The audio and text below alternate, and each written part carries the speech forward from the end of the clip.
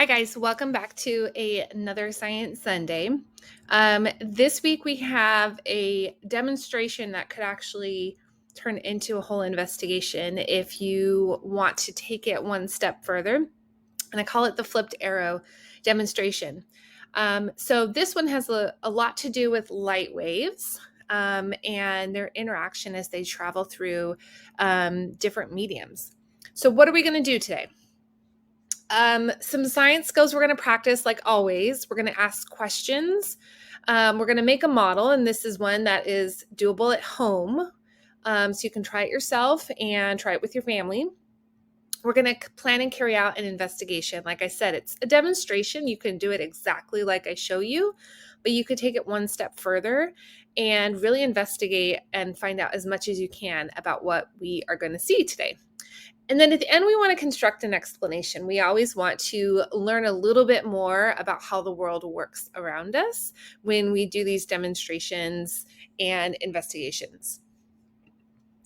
All right, so if you recall, there are a bunch of ways that we connect science, whether it's an earth science class or a biology class or physics class. There's some things that really connect all of them. So we're going to talk about cause and effect today. Structure and function relating to our eyes. And we're going to talk about scale and proportion and what happens when you move that scale kind of back and forth. If you do the whole investigation part of this and really kind of turn it into an experiment. We're going to talk about stability and change, focusing mainly on the change part. And everything always has to do with energy and matter. So that one's kind of a given. And looking for patterns. We definitely might see some patterns today. All right, so the setup for the model, the demonstration that we're going to see today, we're going to need a cup, a glass cup preferably, about a cup of water, and a piece of paper, and you can either print out or draw a couple of arrows on it, okay? And that'll be our kind of what we're looking at. So the way we set this up is we want to look at how light waves are interacting as they travel through different mediums. And what I mean by medium is not like the size medium, but medium in science refers to something that it's made up of. So the air around us is one medium. When things like light waves or sound waves travel through them, they interact one way.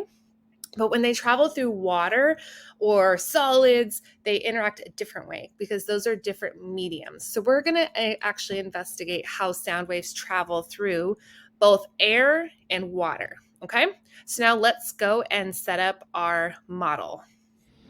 All right, so Drew and Connor are here today to give you their observations as we do our experiment. So what we have is a glass cup here.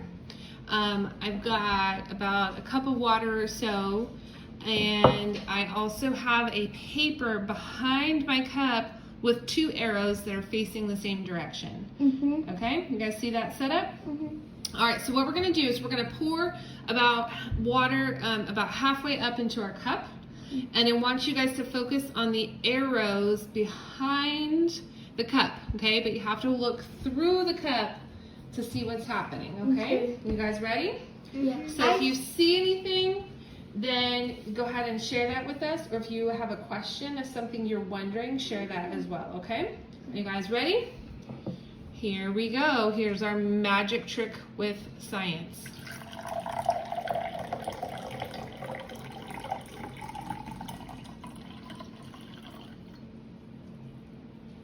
Okay, what did you notice?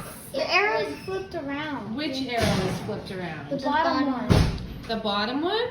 Yeah. How did that happen? Did I erase it and draw a new one? No, the water, because the water mirrors it, so it flipped it around or something. Do you think the water mirrored it? So I'm going to show you guys, pulling it over here to show you the arrows are still how we started them, but when you look through our glass, the bottom arrow has flipped around. See? That's what I think was going to happen. You did? All right, so now that we've seen the demonstration, we want to talk about what's happening. So I hope you made some observations about what you saw and maybe thought of a few questions. And so as we're going through this explanation, see if any of those questions become answered. And if not, you might need, we can explore a little bit more, and you might need to use some of your own investigation skills to answer your questions. So we'll talk about how you can take this one step further at the end. But what's happening? So the first thing we actually need to talk about is, what is light? So light is actually made of waves, and waves are presented in what we call an electromagnetic spectrum. So this graphic shows all the different types of waves that we have in our world. So the longest waves are on the left, and those are things like radio waves that help you hear songs on the radio in the car. And then we move to the right, and then the waves get closer and closer together. They have what's called a shorter wavelength. So we have things like microwaves and infrared waves, ultraviolet, and somewhere sort of in the middle, not quite, it's a little bit to the right of the middle, we have a very small section of what is known as visible light. Visible light are all of the colors that we can see. So white light is actually all of these colors presented together. So the light coming from the sun or the light coming from a light bulb is actually all of the visible light waves combined together. They actually appear white, which is a pretty interesting way to think about it. Each of the visible light colors actually have a different wavelength. So red has the longest wavelength, and that pink and purple area on the right have the shortest wavelength. And you'll notice they actually are in order, in the same order as the colors of the rainbow. So there's a reason why you see those colors presented the way they are if you happen to see a rainbow outside. So visible light, the light we can see is a type of wave. Okay, so that's important to know, because what's happening has to do with the fact that the light we see is made up of a wave. And what's happening is called refraction. So light waves can interact in one of a couple of ways. In this case, what we're seeing is called refraction. So the light waves, as they're traveling through air, are parallel, okay, meaning they are equally spaced apart and they're just traveling along. However, when it hits that curved glass of water, it actually bends the light. That's one thing that can happen to light waves. They can bend. And so what happens, because the glass is round, okay, all the way around, the light waves that were straight become bent. And then they travel toward each other and toward each other and toward each other until they hit. In that image, it's labeled the focal point. So at the focal point, they're exactly in the same spot. And then after that, as they keep traveling, they diverge from each other again.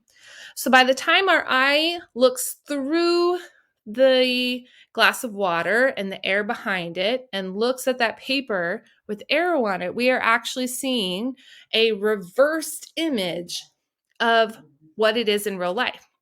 So because the light waves refract and then eventually cross each other, we actually see them reversed. Almost like looking in a mirror, but it's not looking in a mirror. But the light waves have reversed, and so we see the opposite image. So to take this one step further, your challenge can be one of three things, or all of them if you would like. You could try using different shaped glasses or containers to see if the curve of the glass makes a difference in the refraction. You could also try moving the paper with the arrow on it, closer to the glass or farther away from the glass to see if that makes a difference in the image that you see. And the third thing you can try is using a liquid other than water, maybe something like oil or soap or some kind of liquid that is still, you have to be able to see through it so you can see if anything happens. But maybe try using different liquids to see if the light waves interact differently in those liquids than they did in water. So if you try any of these, the demonstration or any of these challenges, I know Elena and I would love to see pictures or videos of your experiments at home and leading some science at home with your friends and family. So send in your pictures and videos, and I will see you next time for the next Science Sunday.